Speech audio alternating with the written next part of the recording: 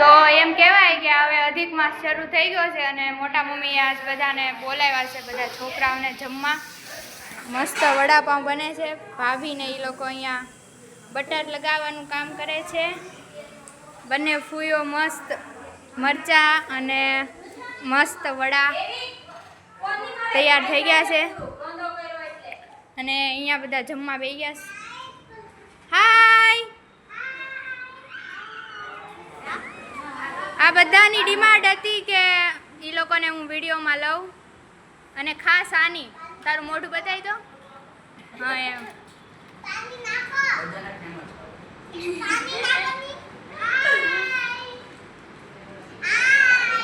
શું ખા છો? વડાપાઉં મસ્ત છે.